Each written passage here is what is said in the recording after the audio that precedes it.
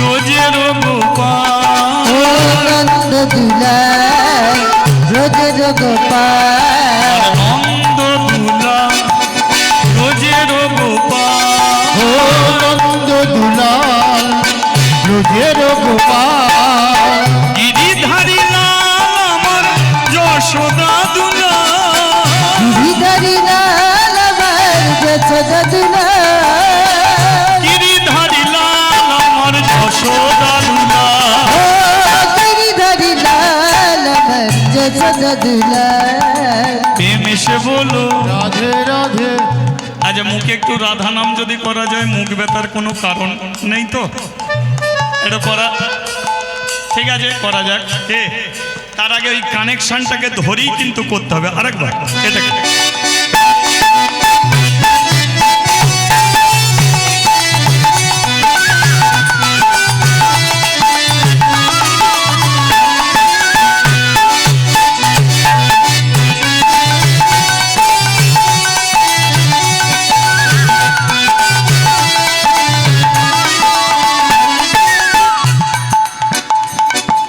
প্রেম এসে বলো রাধে রাধে তোরা বন্ধ কর এত মানুষ বলার জন্য আছে আমাদের আর দরকার নেই তাই তো আর এই দলটা যদি থাকে তাহলে আমিও বলে যাচ্ছি আমাদের মতো দলের আর কোনো দরকার নেই এই দলটা থাকলেই চলবে ঠিক আছে হ্যাঁ প্রেম এসে বলো ভাব এসে বলো মন এসে বলো तन से बोलो दिल में बोलो सांस में बोलो आग में बोलो सामने बोलो पीछे बोलो ओ दाएं बोलो बाएं बोलो राधे राधे राधे राधे राधे राधे मोढ़े राधे राधे दिले दिले राधे राधे सांसे सांसे राधे राधे आगे आगे राधे राधे दादा बोलो राधे राधे काकी बोलो राधे राधे दादा बोलो राधे राधे दीदी बोलो राधे राधे भाई बोलो राधे राधे बहना बोलो राधे राधे जेजे बोलो राधे राधे ए बोलो राधे राधे हाथ तुले राधे राधे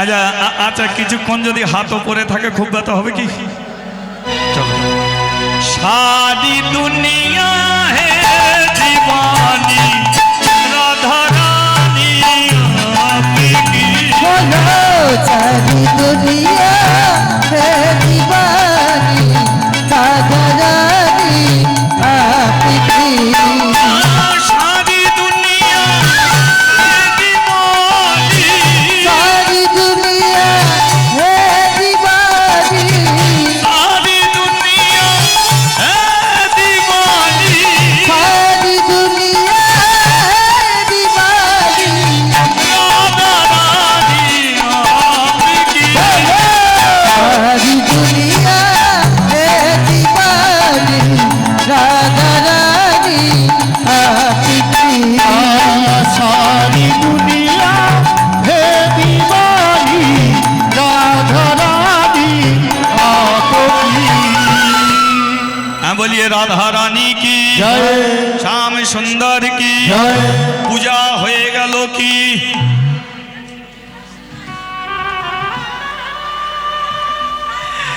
হরি নামে বুক ভরে যায় মন ভরে যায় পেট ভরে কি হরি নামে যদি পেট ভরে যেত সবচেয়ে সুবিধে বাড়ির বউদের হতো রান্নাশালে কেউ যেত না সেই জন্য হরি নামে মন ভরে বুক ভরে পেট ভরে না বাচ্চা মেয়েটা বলল কাকিমা বৌদি মা থাকলে আমাকে 3 বার খেতে দিত বাবা আমাকে মন্দিরে নিয়ে এলো সকাল থেকে খেতে দেয়নি আমার পেট চলে যাচ্ছে বাবা বলেছে পূজা শেষ হয়ে গেলে তারপরে তোমাদের দেবে তারপরে আমাকে দেবে আমি তো বাচ্চা বলো কখন আমাকে খেতে দেবে মেয়ে এরা বলল তোরই জন্যে তো আমরা হরিনাম করি, আর তুই বাচ্চা মেয়ে নেচে নেচে হরিনাম করছিস, তোর খিদে পেয়েছে বলবি তো? তাছাড়া তোর বাবা তো অনেকক্ষণ আগেই প্রসাদ দিয়ে দেয়, আজ দেরি করছে কেন? তুই একবার গিয়ে দেখ না। মাদ্দি গিয়ে দেখে যে প্রদীপ জ্বলছে, ধূপ জ্বলছে, বাবা আসনে বসে আছে, কিন্তু বাবার মাথাটা শিবের চরণে।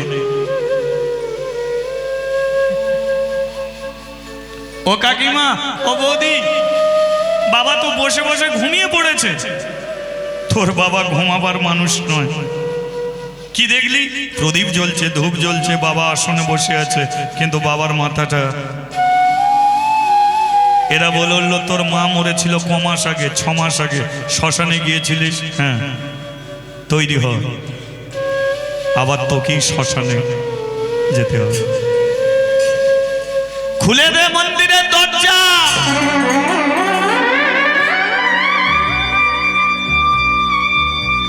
তোর বাবার বেঁচে নেই।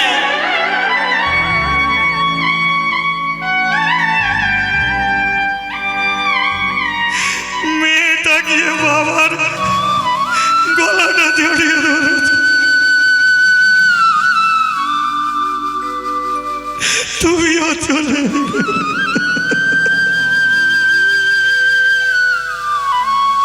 জমিদারের কাছে খবর চলে গেল যে জমিদার বাবু, আপনি যে মন্দিরে যে ব্রাহ্মণকে আপনি নিযুক্ত করেছিলেন, সেই ব্রাহ্মণ শিবের চরণে মাথা রেখে মারা গেছে। জমিদার মন্দির থেকে মন্দিরে এলো, এসে লক্ষ্য করলো বাচ্চা মেয়েটার দিকে। মেয়েটা এত কান্নাকাটি করবি তো, এই দুনিয়ার যার বাবা নেই, মা নেই, দেখবে তার মতো অনাথ আর কেউ নেই। মেয়েরা বিয়ের পরে ঘন ঘন বাপের বাড়িতে যাওয়ার ইচ্ছা করে। বলুন তো, বাপের বাড়ি বাম্মা মরে গেলে আর বাপের বাড়িতে যেতে ইচ্ছা করে কেন করে? ওইখানে দাদা আছে, বৌদি আছে, ভাইপো ভাইজি সবাই আছে। তো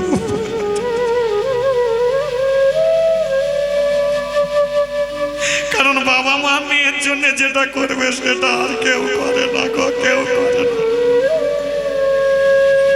তাই যার বাবা মা নেই দুনিয়াতে আর কেউ নেই।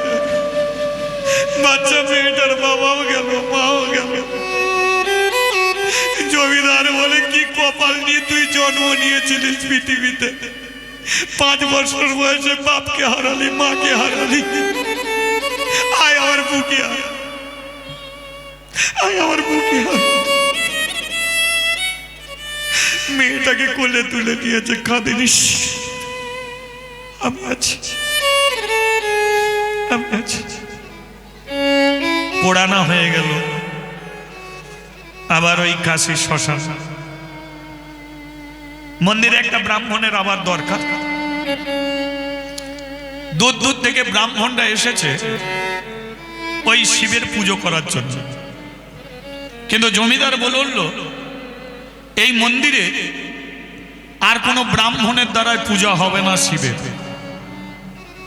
মানে এই মন্দিরে আর কোনোদিন ব্রাহ্মণকে দিয়ে পূজা করাবো না।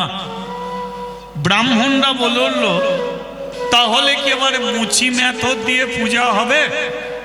জমিদার বলল, মুচি মেথর কি মানুষ নয়? আরে মুচি মেথররা বেঁচে আছো বলে ভাই তোমরা বেঁচে আছো, কিন্তু তফাৎ কোন জায়গায় জানেন?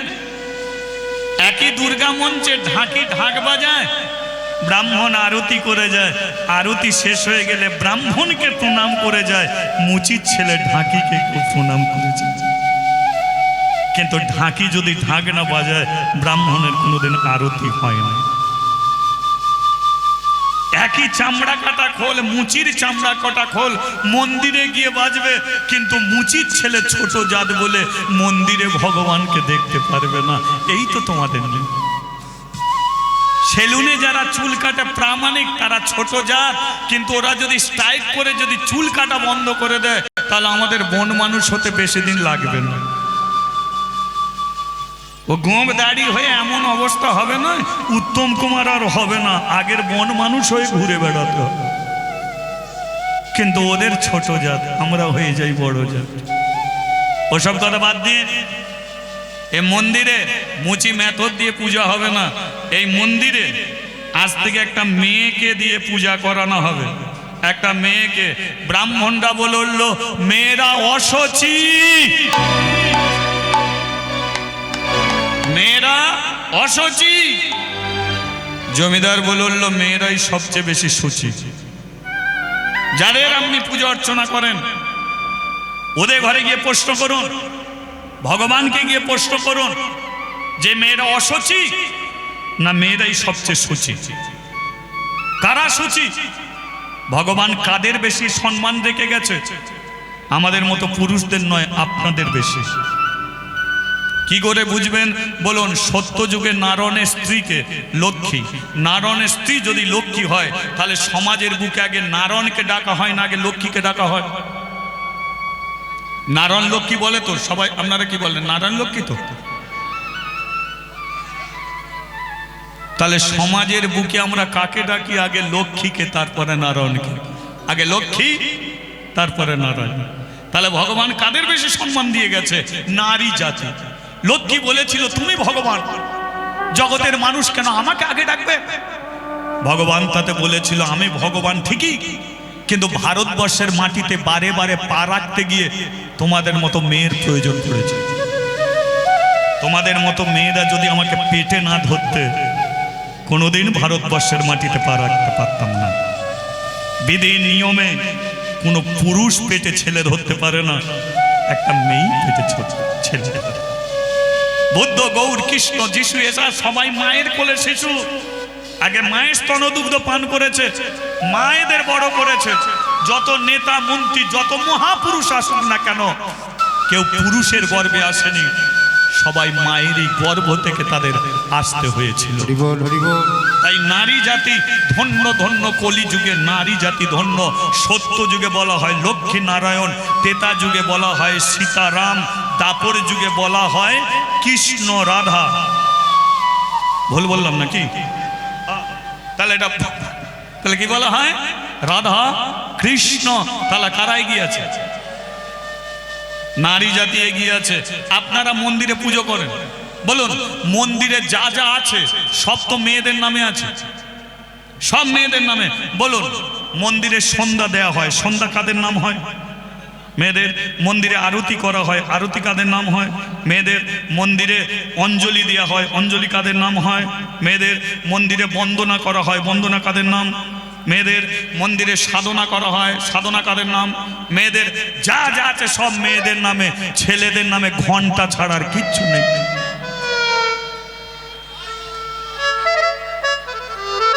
আর মেয়েরা অসুচি? মেয়েরা শুচি নয়, মেয়েরাই শুচি।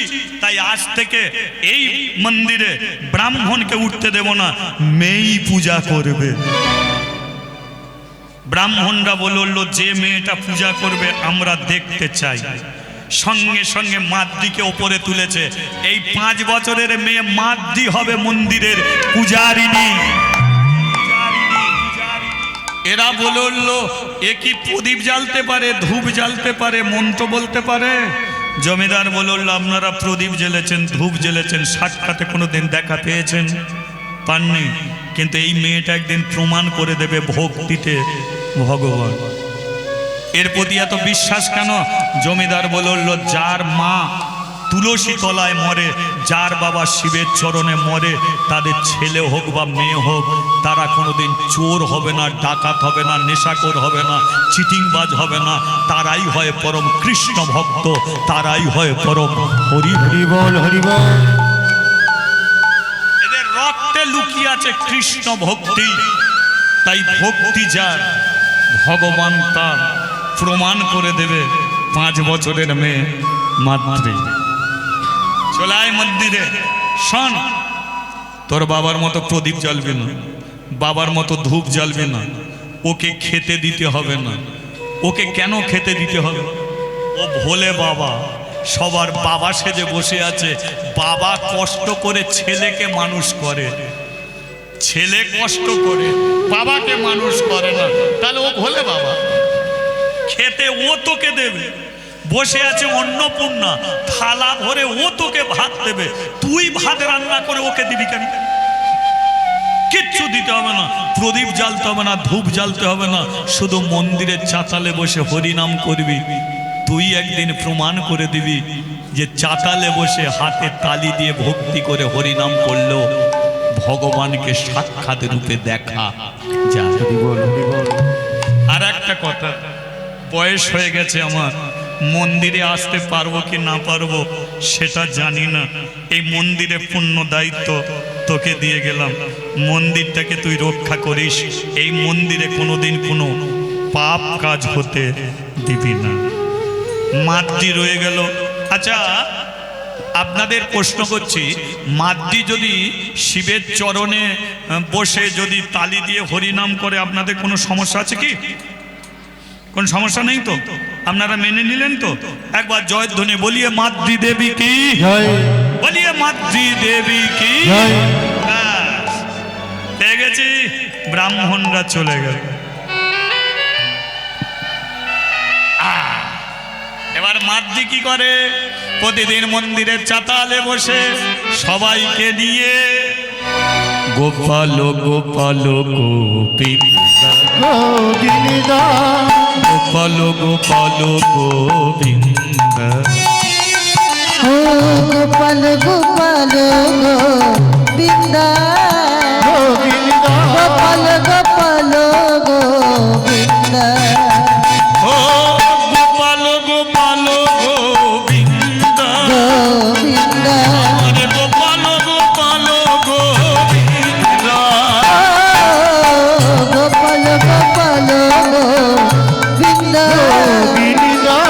গোপাল গোপাল গোবিন্দা।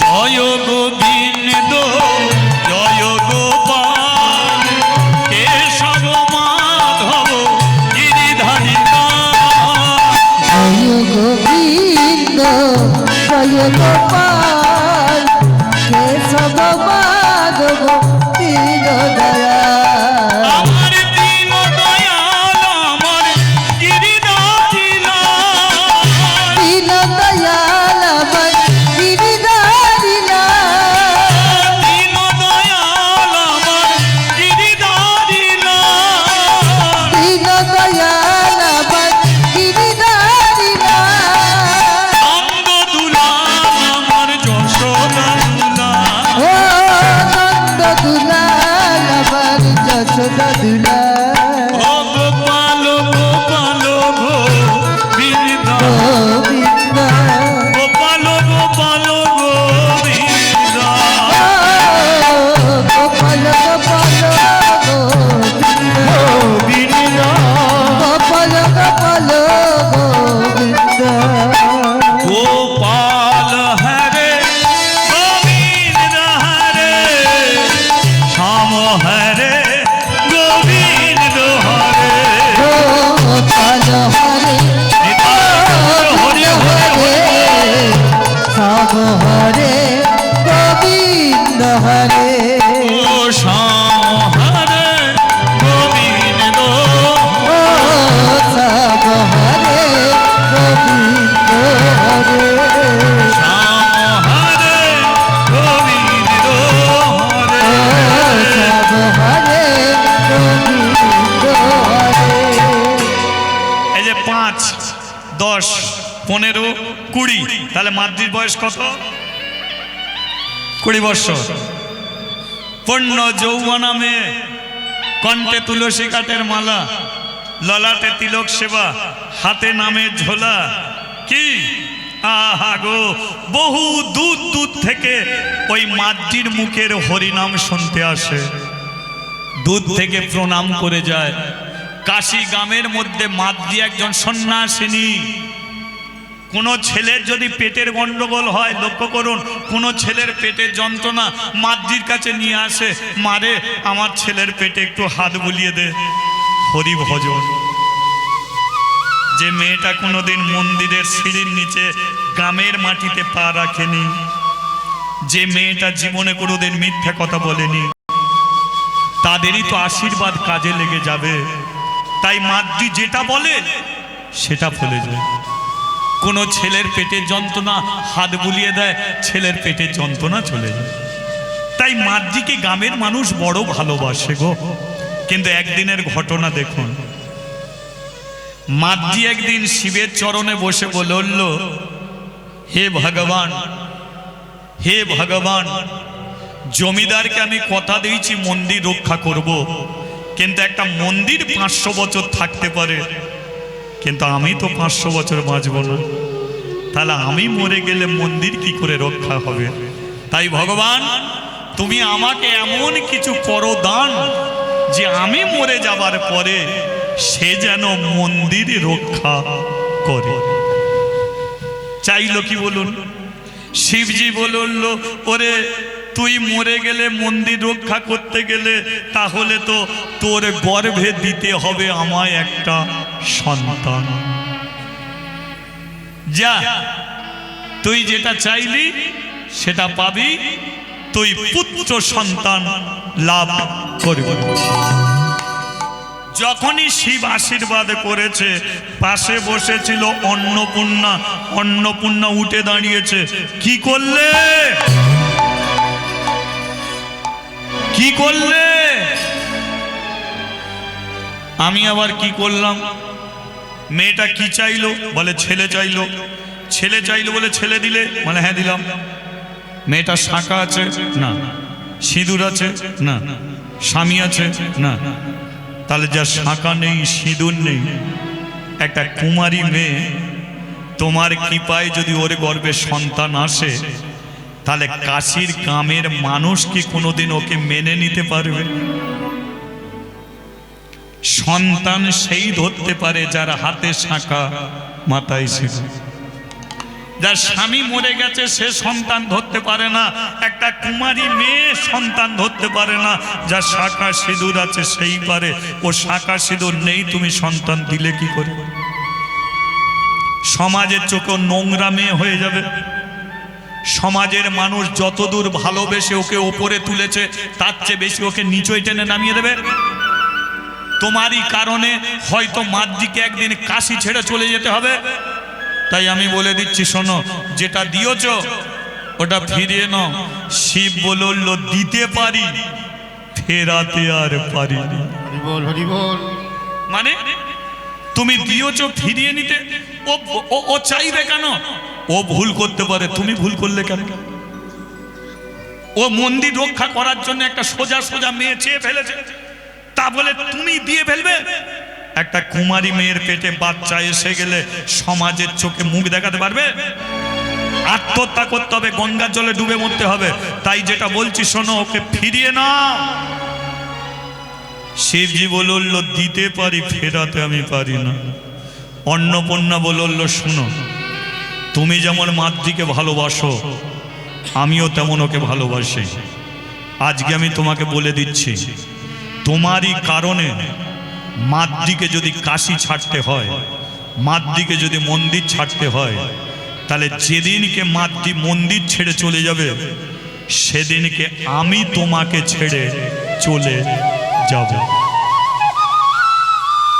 মাদ্রি থাকলে আমি তোমার পাশে থাকব, আর মাদ্রি চলে গেলে আমিও তোমাকে সারা জীবনের মতো ছেড়ে চলে যাব। কথাটা যেন মাথায় থাকে। শিবজি বলল, অত চিন্তা করছো কেন? গ্রামের মানুষ যখন ওকে নোংরা মেয়ে বলবে, তখন আমি সামনে গিয়ে বলবো যে আমার কৃপাতে ওর গর্ভে সন্তান। এই তো এ ঝামেলা মিটে যাবে, আর কোনো ব্যাপার নেই। অন্নপূর্ণা বলল, কথাটা যেন মাথায় থাকে, সেদিনকে বলো, না বললে কিন্তু বউ হারা হবে। কথাটা মনে থাকে, আমি তোমায় ছেড়ে চলে যাব।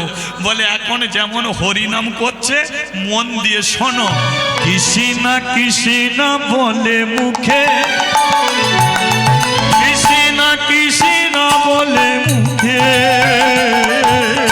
কৃষ্ণ কৃষ্ণ বলে মুখে, কৃষ্ণ কৃষ্ণ বলে মুখে, কৃষ্ণ কৃষ্ণ বলে মুখে, কৃষ্ণ কৃষ্ণ বলে মুখে, নামে বুক ভরে যায়, অভাব মেটায়, বুক ভরে যায়,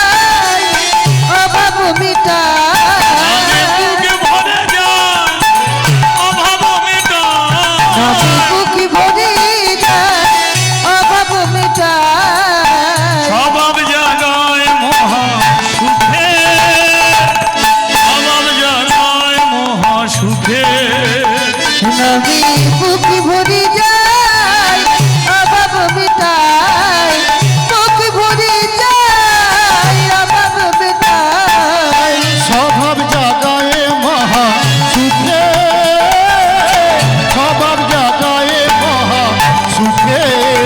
ও কৃষ্ণ কৃষ্ণ বলে মুখে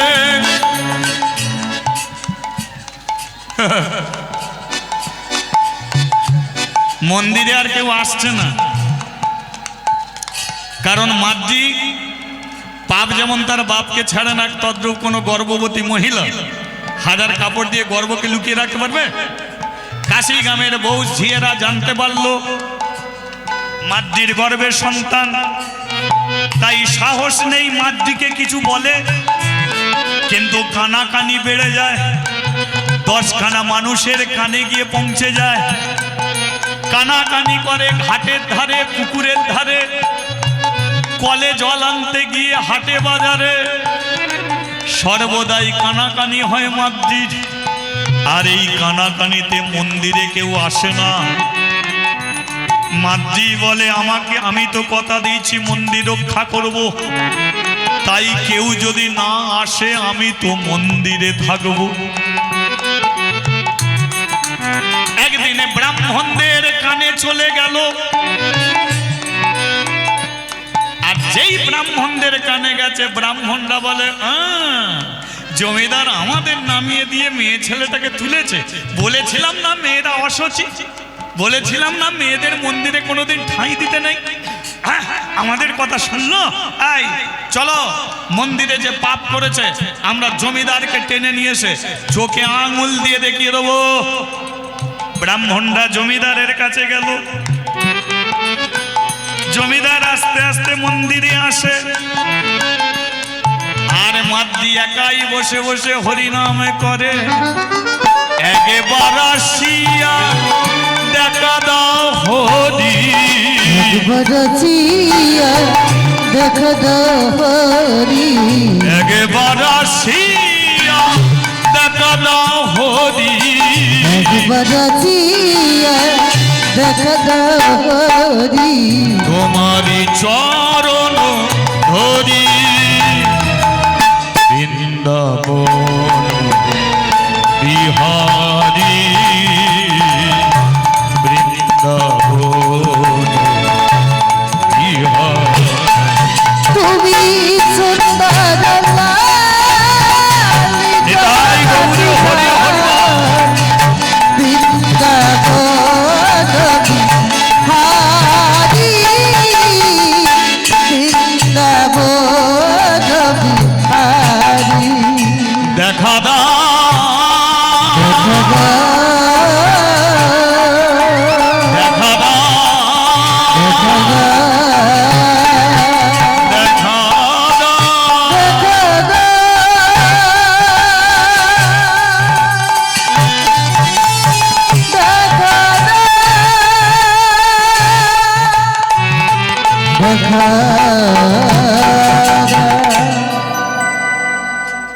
মাদ্রি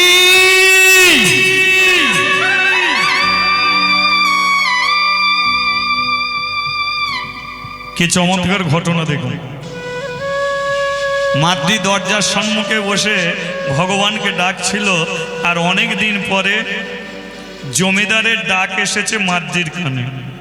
মাদ্রি উঠে দাঁড়িয়েছে, জমিদার এসেছে। ছুটে দাঁড়িয়েছে, দাঁড়াবার সঙ্গে সঙ্গে জমিদার মাদ্রিকে দেখে চমকে উঠেছে। ব্রাহ্মণরা বলল, লই আপনার মাদ্রি। হিন্দু সনাতন ধর্মের দিকে দিকে মন্দির, আপনার টাকা আছে, আপনি মন্দির নির্মাণ করেছে, কথাটা সত্য, কিন্তু মন্দিরকে নিয়ে ছেলে খেলা করার অধিকার আপনার নেই। আপনি কেন করেছেন এই অধিকার? একটা মন্দিরে এমন পাপ কাজ। জমিদার বলল, আমি বিচার করব। আস্তে আস্তে মন্দিরে উঠেছে, মাদ্রির দিকে তাকিয়ে বলল, আমার চোখে চোখ রাখ, সত্যি করে বল, কথা দিয়েছিলিস মন্দিরকে রক্ষা করবি। কিন্তু মন্দিরকে পাপে ভরাবি এটা তো বলিস না। কি পাপ করেছি নিজেকে প্রশ্ন কর, কি পাপ? গর্বে তো সন্তানটা কার? মাদ্রি হাসির মুখে বলে উঠল, জমিদার বাবু, আমি তো বলেছি মন্দিরকে রক্ষা করব, আর মন্দির 500 বছর 1000 বছর থাকবে, কিন্তু আমি তো বাঁচব না, তাই আমি শিবের কাছ থেকে সন্তান চেয়েছিলাম, শিব কৃপা করে আমাকে সন্তান দিয়েছে। কথাটা সত্য। মনের কষ্ট, মনের দুঃখ, মনের ব্যথা বেদনা জানাবার জন্যই আমি কাশিগ্রামে মন্দির করেছিলাম। কেউ যদি সন্তান না পায় মন্দিরে এসে প্রার্থনা করবে। কোনো বাবা ছেলে যদি বাবাকে দূর দূর করে তাড়িয়ে দেয়, বাবা এসে মন্দিরে প্রার্থনা করবে। সন্তান না হলে শিবের কাছে আসে, শিব কৃপা করে। কিন্তু নারী পুরুষের মিলন না হলে সন্তান আসে না গর্ভে। তাহলে কোনো পুরুষের সঙ্গে তুই মিলন করেছিস, বল এটা পাপ নয়? শাখা নেই, সিঁদুর নেই, একটা পুরুষ মানুষের সঙ্গে তুই মিলন করে নি, আর মিলন করে না। গঙ্গা জল যেমন পবিত্র, আমি গঙ্গা জলের মতো পবিত্র, নিষ্পাপ আমি ফুল। আপনার মন্দিরে আমি এমন কোনো পাপ করিনি, এমন কোনো অন্যায় করিনি, এমন কোনো অপরাধ করিনি যার জন্য হাজার হাজার গঙ্গার জল দিয়ে মন্দিরকে ধুতে হবে। আমি যেটা বলছি ইহাই সত্য, শিবের কৃপায় আমার গর্ভে সন্তান। বিশ্বাস করি না, প্রমাণ চাই। যে তোকে সন্তান দিয়েছে তাকে ডাক, সে হাজার হাজার ব্রাহ্মণের কাছে মুখ খুলে বলুক যে তার কৃপায় তোর গর্ভে সন্তান। বলবে বলবে যে আমাকে সন্তান দিতে পারে, আমার মান সম্মান সে রক্ষা করবে। মাদ্রি গিয়ে শিবের চরণে বলে বসেছে, চলো আমি সন্তান চেয়েছি, তুমি আমাকে সন্তান দিয়েছ। কিন্তু সমাজের মানুষ আমাকে নোংরা মেয়ে বলছে। সমাজের মানুষ বলছে আমি নাকি মন্দিরে কোনো পাপ কাজ করে নাকি আমার গর্ভে সন্তান ধরেছি। এটা তো মিথ্যা, তুমি তো জানো সত্য কোনটে। চলো ব্রাহ্মণদের কাছে সত্যটা বলবে, চলো। শিব চুপটি করে বসে আছে। অন্নপূর্ণা বললো, কি হলো চুপ করে বসে আছো কেন? বলে গেছে সেদিনের কথা। তুমি বলেছিলে এ কোনো ঝামেলাই হবে না, যেদিনকে মাদ্রিকে নোংরা মেয়ে বলবে সেদিনকে আমি গিয়ে বলবো। এখন ঠুকে বসে আছো কেন? যাও গিয়ে বলো। শিবজি বলে উঠল, অন্নপূর্ণা, মাদ্রি হাজারবার চোখের জলে কাঁদলো, আমি আসল সত্যিটা বলবো না। আর অন্নপূর্ণা বলে উঠল, খুবই ভালো, আমিও বলে রেখেছিলাম মাদ্রি যদি চলে যায় তাহলে আমিও কাশিতে তোমার কাছে আর থাকবো।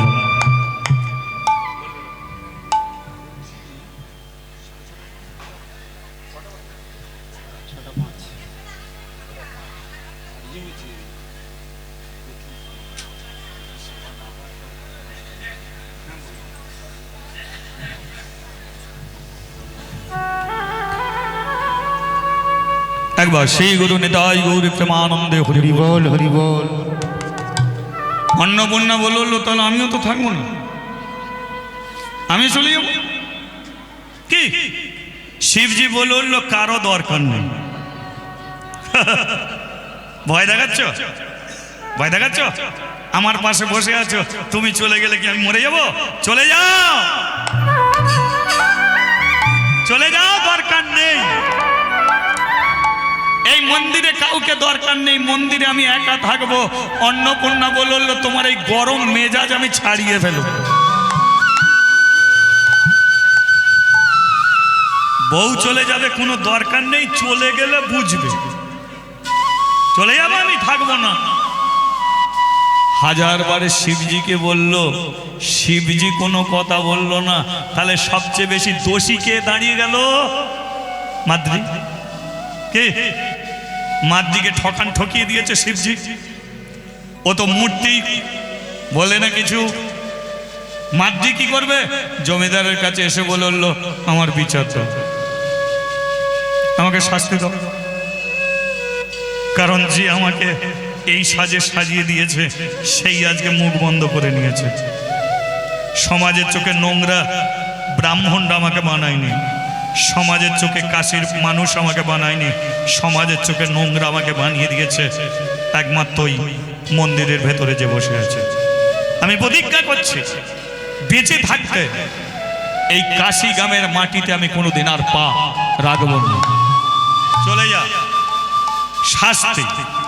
সূর্য ডুবতে অনেক বাকি, তাই সূর্য ডোবার আগে এই কাশি ছেড়ে মন্দির ছেড়ে চিরদিনের মতো চলে যাবে। মা ভালো তো ছেলে ভালো, মা খারাপ তো ছেলে খারাপ। তুই খারাপ, তোর পেটের ছেলেটা হবে খারাপ। তুই যদি ভালো হতিস পেটের ছেলে ভালো হতো। আর একটা কথা শুনে যায়, এ মন্দিরে কোনো প্রেম করার জায়গা নয়, এ মন্দিরে কোনো আদর খাবার জায়গা নয়, এ মন্দিরে কোনোদিন স্বামী স্ত্রীর মতো মিলন করে পেটে বাচ্চা দেবার মতো জায়গা নয়। চলে যাচ্ছি।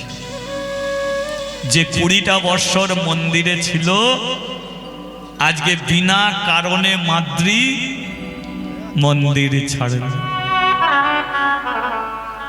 যাবে কোথায়? কোথায় যাবে? কোন দিকে যাই? কার কাছে যাই? কারে বা জানাই মনের বেদনা? সুখ যদি দিয়েছিলি কেন কেড়ে নিলি? কোন জনমের তুই প্রতিশোধ নিলি? সুখ যদি দিয়েছি কেন কেড়ে নিলি? কোন জনমের তুই প্রতিশোধ নিলি? সুখ যদি দিয়েছিলি কেন কেড়ে নিলি? কোন জনমের তুই প্রতিশোধ নিলি? সুখ যদি দিয়েছি কেন কেড়ে নিলি? কোন জনমের তুই প্রতিশোধ নিলি? আমার ভেঙে দিলি ঘর, আমায় করে দিলি যা যাব। আমায় ভেঙে দিলি আমায় করে দিলি যা যাব। আমার ভেঙে দিলি ঘর, আমায় করে দিলি যা যাব। আমার ভেঙে দিলি আমায় করে দিলি যা যাব। ও তুই কোন জনমের তুই প্রতিশোধ নিলি? ও বিধি রে,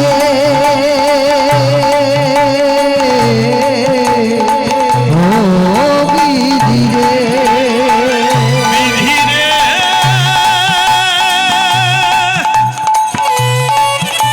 ও বিধি রে, বিধি রে, ও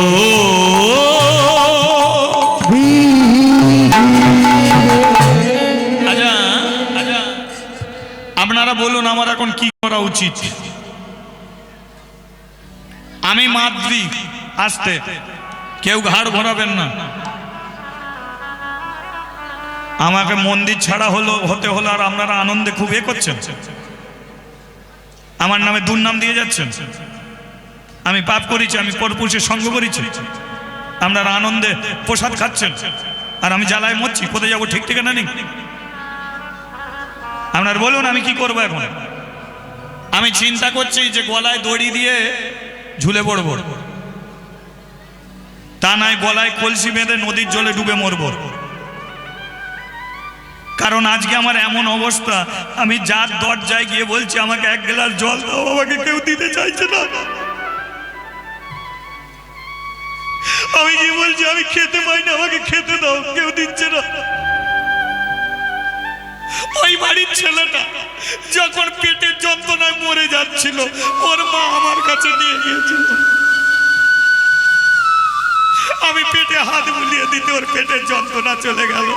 আর আজকে ওই বাড়ির দরজা বন্ধ, আমাকে বললাম এক গ্লাস জল দে না, মা আমাকে কেউ দিচ্ছে না। আমার কেন এমন হলো ভগবান? হরি বল হরি বল। 5 বছর বয়সে আমার বাপ মরে গেল, আমার মা মরে গেল। ওটাই ভগবান, আমার আত্মীয় স্বজন বাবা মা সব কিছু কেড়ে দিল। আমি তো কোনো অন্যায় করিনি, কোনো অপরাধ করিনি। আমি ওকে খেতে দিইনি বলে আমার উপরে এত রাগ, ওর ঘরে প্রদীপ জ্বালিনি বলে এত রাগ। কিন্তু আমি তো জ্বালতে চেয়েছিলাম, জমিদার তো আমাকে প্রদীপ জ্বালতে বারণ করেছিল।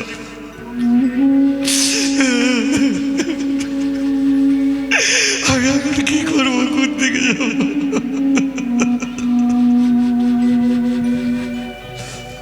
অসহায় মেয়েটা, যাওয়ার কোনো তার রাস্তা নেই। মাথার মধ্যে নানান চিন্তা, মরবে কি বাঁচবে, মরবে কি বাঁচবে, মরবে কি বাঁচবে, এরকম চিন্তা করতে করতে চলে এসেছে এলাহাবাদ। কাশী থেকে চলে এসেছে এলাহাবাদ, যেখানে আছে ত্রিবেণী সঙ্গম। গঙ্গা যমুনা সরস্বতী একই ধারায় বয়ে চলেছে। 3 দেবীর সঙ্গম হয়েছে ত্রিবেণী সঙ্গম, যেখানে 12 বছর ছাড়া কুম্ভ মেলা হয়। কিন্তু গত বছর হয়েছিল মহাকুম্ভ মেলা। পৃথিবীর বনে জঙ্গলে থাকা যত সাধু সন্ন্যাসী এসেছিল ওই কুম্ভ মেলায়।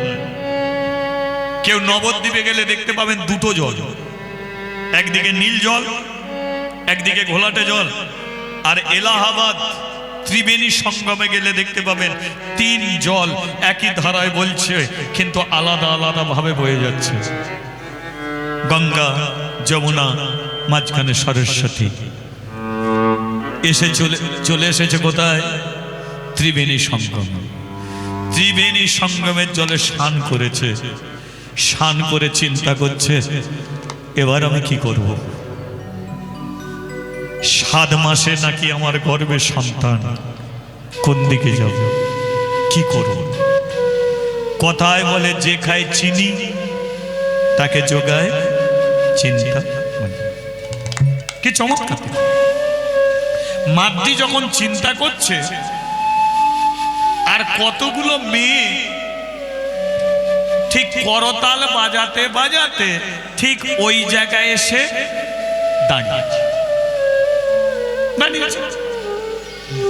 মাদ্রি সেদিকে তাকায়নি, কিন্তু কথাগুলো শুনছে যে মেয়েগুলো বলা বলি করছে যে তারা পায়ে হেঁটে বৃন্দাবনে যাবে, আর বৃন্দাবনের বঙ্কু বিহারীকে তারা দর্শন করবে। হরি বল হরি বল।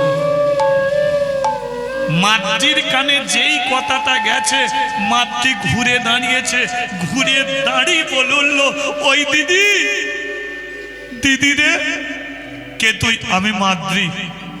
তোরা বৃন্দাবনে যাবি? হ্যাঁ, আমাকে সঙ্গে করে নিবি। তোদের হাতে ধরি, পায়ে পড়ি, আমার যাবার কোনো রাস্তা নেই, আমাকে নিয়ে চল না তোদের সঙ্গে বৃন্দাবনে যাব। কারণ মাদ্রি জানে যে একবার এদের সঙ্গে আমি বৃন্দাবনে যদি চলে যেতে পারি তাহলে আমাকে আর মরতে হবে না। বলছে যেতে লাগবে 3 মাস, কারণ এখনকার দিনে তো ট্রেনে যায়, ট্রামে যায়, বাসে যায়, তখন পায়ে হেঁটে। তোরা বলা বলি করছে আমাদের যেতে লাগবে 3 মাস। তবে একবার যদি বৃন্দাবনে পৌঁছে যেতে পারি তাহলে এই সংসারে আর ফিরবো না। মার্জিও চিন্তা করলো এদের সঙ্গে যদি আমি একবার বৃন্দাবনে চলে যেতে পারি তাহলে আমিও আর বৃন্দাবন থেকে কোথাও যাব না। গর্ভে 7 মাস, যেতে লাগবে 3 মাস। শুনেছি 10 মাস 10 দিনে সন্তান প্রসব হয়, তাহলে তাই যদি হয়ে থাকে তাহলে সন্তান প্রসব করব বৃন্দাবনের মাটিতে। আর বৃন্দাবনের মাটিতে প্রসব করলে আমাকেও কেউ নোংরামে বলবে না, আর আমার ছেলেকেও কেউ কলঙ্ক বলবে। তাই সঙ্গে করে নে না। তাই দেখুন, কেউ যদি তীর্থযাত্রী যাচ্ছে তার সঙ্গে কেউ যদি যেতে চায় তাকে দূরে সরিয়ে দিতে নেই, তাকেও সঙ্গে করে নিতে হয়। আর তীর্থযাত্রীরা যখন যাবে আপনি 5 টাকা 10 টাকা তাদের হাতে দিয়ে দেবেন। লাভটা কি হবে জানেন? সে 20,000 টাকা খরচ করে বৃন্দাবনে গিয়ে 100 টাকার ফল কিনে ভগবানকে দেবে। আর আপনি ঘরে 50 টাকা দিয়েছেন তাকে, সেই 50 টাকার ফল কিনে ওই মেয়েটা ভগবানকে দেবে। লাভটা কি? ও 20,000 টাকা খরচ করে যা ভগবানের কৃপা পাবে, আর আপনি ঘরে বসে 50 টাকার বিনিময়ে আপনি তাই কৃপা হরিবল হরিবল। তাই তীর্থযাত্রী যাচ্ছে, কেউ যদি যেতে চায় তাকে সঙ্গে করে নিতে হয়। এবার আপনারা বলুন, আমরা বৃন্দাবন যাব, মানে কতগুলো মেয়ে, মানে আমরা কি বৃন্দাবনে যাব, কিন্তু জানতে চাইছি এই যে মেয়েটাকে সঙ্গে করে নেওয়া যাবে কি? নেওয়া যাবে? আচ্ছা, যদি নেন অসুবিধা নেই তো? আমার অসুবিধা আছে। আপনারা বললেন হ্যাঁ নিয়ে চল, কিন্তু অসুবিধা আমার আছে। অসুবিধে কোনটে? 7 মাসে গর্ভের সন্তান, যেতে লাগবে 3 মাস। কিন্তু বৃন্দাবনের কাছাকাছি চলে গেছি, এমন সময় যদি প্রসবের যন্ত্রণা ওঠে তখন কি একে আর ফেলে রেখে আমরা বৃন্দাবন যেতে পারবো? তখন তো এর কারণে আমাদের বৃন্দাবন যাওয়া হবে না, ঘরের কাছ থেকে ফিরে আসতে হবে। তাই আপনারা ওকে সঙ্গে নিতে পারেন, কিন্তু আমি নেব না। মার্জি বলল, দিদি আমার পেটে বাচ্চা আছে, আমার পেটের বাচ্চাকে আমি মা হয়ে আমার ছেলের মাথায় হাত দিয়ে আমি কথা দিচ্ছি, আমাকে সঙ্গে করে নে, আমাকে সঙ্গে করে নে। যে জায়গায় দিনে রাতে সকাল সন্ধে, দিনে রাতে সকাল সন্ধে যে জায়গায় আমার প্রসবের যন্ত্রণা উঠবে আমি কথা দিচ্ছি, সেই জায়গাতেই তোরা আমাকে ফেলে দিয়ে চলে যাবি, আমি তোদের পথের কাঁটা হব না। কথা দিলি কিন্তু? হ্যাঁ কথা দিলাম। আমি তো কথা দিচ্ছি, প্রসবের যন্ত্রণা যে জায়গায় উঠবে সেই জায়গাতে আমাকে ফেলে রেখে চলে যাবি, আমি তোদের পথের কাঁটা হব না। আমি ওর ছেলের মাথায় হাত দিয়ে কথা দিই। আর সমস্যা নেই না? এবার আমারও আর সমস্যা নেই। তাহলে এবার নিয়ে যাওয়া যাক নাকি? চলিয়ে বৃন্দাবন ধাম কি জয়। ও রাখালে রাজা। মানে আমি যখন এই সব ভজনগুলো আমি আর গাই না, কিন্তু আমি যখন আসি একজন বলে উঠলো, দাদা এই ভজনটা একটু করে দেবে তো? হ্যাঁ, আমি বলি আমি ভজন এমনি গাই না, তোমার এটাই ভালো লাগে? বলে না দাদা এটা আমার ভালো লাগে। তো যাই হোক, একটুখানি বৃন্দাবন যাচ্ছি যখন, অনেক কীর্তনীয়রা অনেক ভজন করে, চলো আমরা এই ভজনটাই একটু করে যাই, ঠিক অসুবিধা নেই তো নাকি? বলে দে রে ভাই কোথায় বৃন্দাবন, শ্যামে কুণ্ড রাধা কুণ্ড গিরি গোবর্ধন। রাখালি রাজা বলে দে রে কোথায় বৃন্দাবন,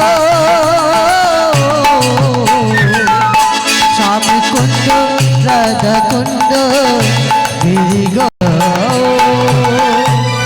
আজ একটু তালি দিতে দিতে চলুন সবাই মিলে। হ্যাঁ তালে তালে।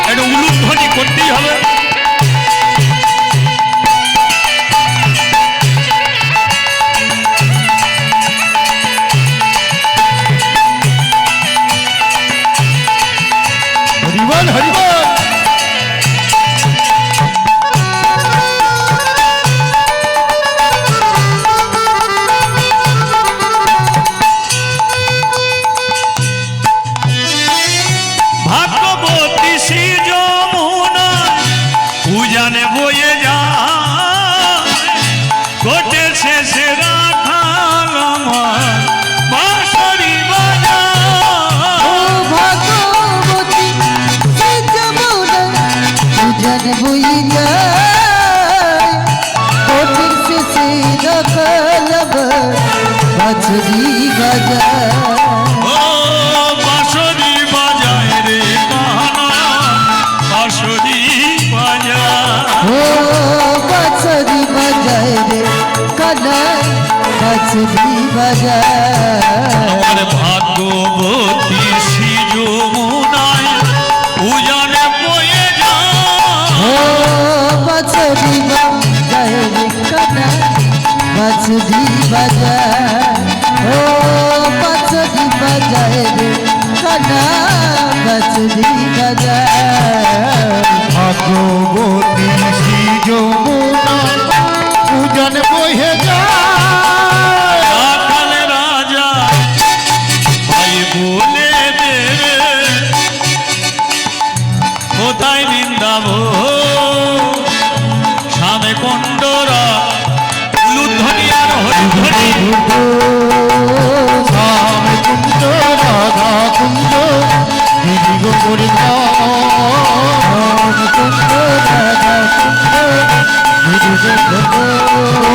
শ্যাম কুঞ্জ রাধা কুঞ্জ দিদি গোপুর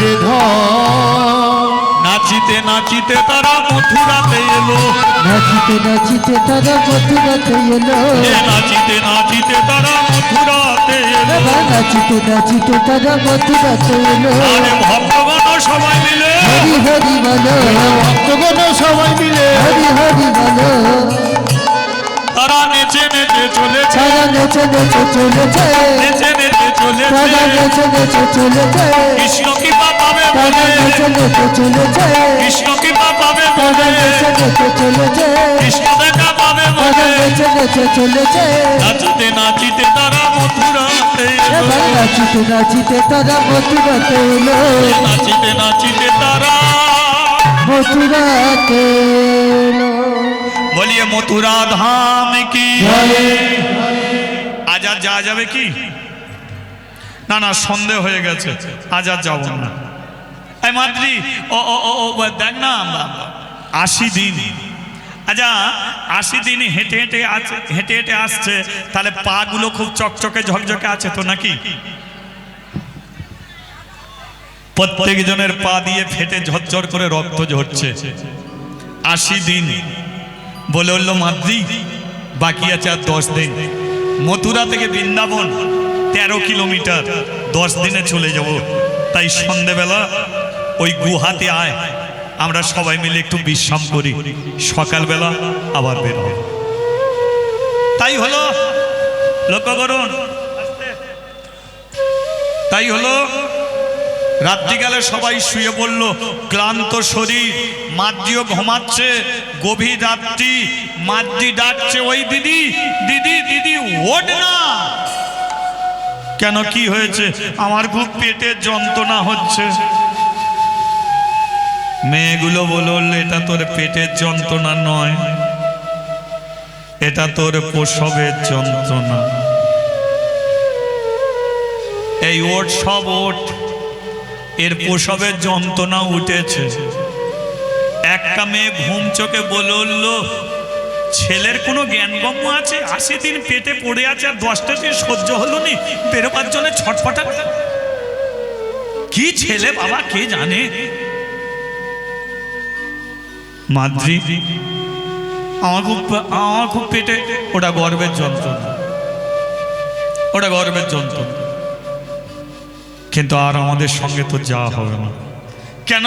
কারণ কথা দিয়েছিলিস, নিজের পেটের ছেলেকে মাথায় হাত দিয়ে বলেছিলিস যে যখনই তোর প্রসবের যন্ত্রণা উঠবে আমরা যেন তোকে ছেড়ে চলে যাই।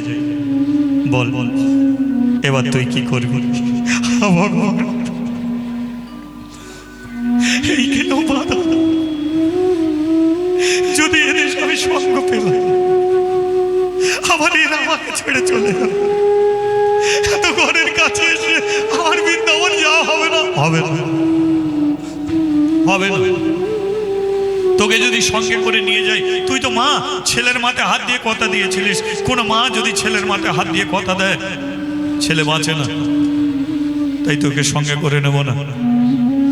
দিদি রাতটুকু থাক, সকালবেলা হলে চলে যাবি, আমি একাই থাকবো।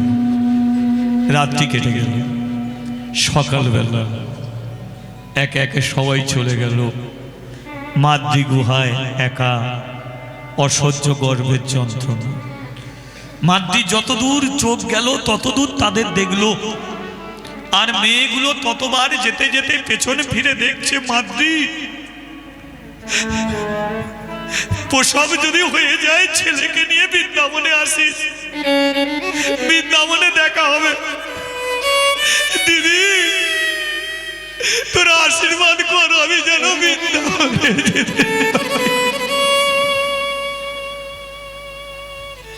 চলে গেল সব সাথীগুলো, যারা তাকে হাত ধরে এনেছিল, যারা তাকে খেতে দিত, যারা তাকে পড়তে দিত, কষ্ট হলে যারা ওই বিশ্রাম করাতো, আজ কেউ নেই। মাতৃ নিজের গর্বের দিকে তাকিয়ে বলল, তুই তো আমার সবচেয়ে বেশি শত্রু। আমার মা মরে গেল, বাবা মন্দিরে নিয়ে এলো, বাবা মরে গেল, জমিদার আমাকে মন্দিরে তুলে দিল, কিন্তু যেদিন তোকে আমি চাইলাম সেদিন থেকেই আমি মন্দির ছাড়া হলো। আমি তো সন্তান চেয়েছিলাম মন্দিরে থাকার জন্য, কিন্তু দেখ যে আমাকে সন্তান দিল সেই আমাকে দূরে সরিয়ে দিল। তুই তো পারতিস আর 10টা দিন ধৈর্য ধরে থাকতে, তুইও ছটপাটানি শুরু করে দিলি, তুই আমার পথের বাধা হলি। তাহলে আমার জীবনে রইল কি, আমার সাথী রইল কে? সবাই আমাকে ছেড়ে চলে যাচ্ছে।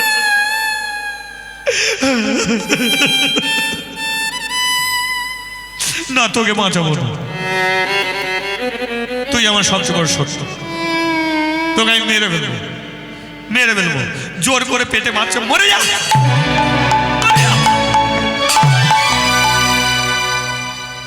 জোর করে পেটে মেরে একটা ছেলে প্রসব করেছে, ছেলেটার দিকে ফিরেও তাকায়নি, শরীর দিয়ে রক্ত টোপে টোপে পড়ছে। মাদ্রি গুহার বাইরে এসেছে, ছেলেটা কাঁদছে, কিন্তু মাদ্রি ফিরে তাকায়নি, গুহার বাইরে এসেছে, পেটে ভালো করে কোমরে ভালো করে কাপড় বেঁধেছে, আর কাপড়টাকে বেঁধে বলল, ওরা আগে গেছে, আমিও বৃন্দাবনে যাব, আমিও বৃন্দাবনে যাব। হাঁটতে শুরু করেছে, কিন্তু সদ্যজাত জোর করে ছেলেকে প্রসব করেছে, হাঁটবে কি করে? কিছুক্ষণ হাঁটার পরে আর পারেনি, হামাগুড়ি দিতে শুরু করেছে। হাঁটুগুলো ছিঁড়ে গিয়ে এত রক্ত ঝরছে, হাঁটু ফেলতে পারছে না, শুয়ে শুয়ে যাচ্ছে। এক সময় পৌঁছে গেছে বৃন্দাবনের বাঁকে বিহারীর কাছে, পৌঁছে গেছে। বাঁকে বিহারী সিঁড়ির নিচেতে চুপটি করে বসে আছে, কারণ ওটা শক্তি নেই যে সিঁড়ি বেয়ে ভগবানকে দর্শন করবে। সিঁড়ির নিচে বসে, এত দুঃখ যদি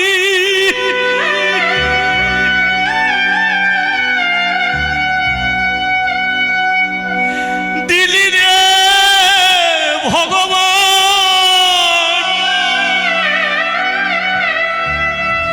তবে কেন সুখ দিলি না মনে? গভীর রাত্রিকাল, রাত্রিকাল, কেউ মন্দিরে নেই। মন্দিরে একটা বাচ্চা ছেলে এসেছে মাদ্রির কাছে, এসে বলল, মন্দিরে যাবি না? ভগবানকে দেখবি না? দেখতে তো চাই, দেখাবে কে? আমি তোকে দেখাবো। ছেলেটা কি করেছে? টানতে টানতে মন্দিরে তুলেছে রাত্রিতে। বাচ্চা, মন্দিরের দরজা তো বন্ধ, আমি তোকে নিচ থেকে মন্দিরে তুলতে পারলাম, আর মন্দিরের দরজা খুলে দেব না? বস না, দরজা খুলে দিচ্ছি।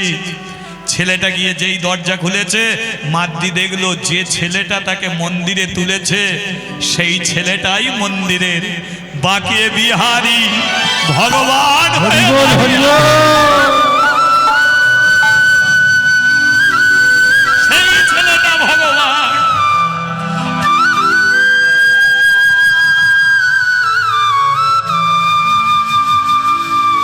ভগবান ভগবান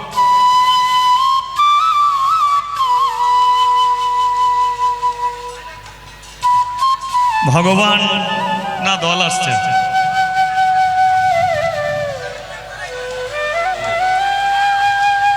এখন এটা সুজিতদার, আমি কি বলবো বলুন তো? হরে কৃষ্ণ, এটা আমি পারবো না, আমি পরবর্তীতে আমি একটু বলে দিচ্ছি দাদা।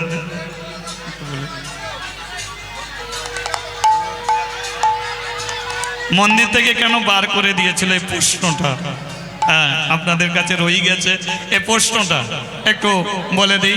মন্দিরে বাঁকে বিহারী ভগবানের দেখা পেল, সাক্ষাতে দেখা পেল, ভগবান দর্শন দিল তাকে, সাক্ষাৎ রূপে দর্শন পেল। ভগবান বলল কাশিতে ফিরে যা, যা তুই কাশিতে ফিরে যা, কাশিতে গিয়ে তুই থাকবি, এখানে তোর ঠাঁই নয়। বলল আমি কাশিতে যাবো না, না তোকে যেতেই হবে কাশিতে, যা আমি বলছি কাশিতে যেতে হবে।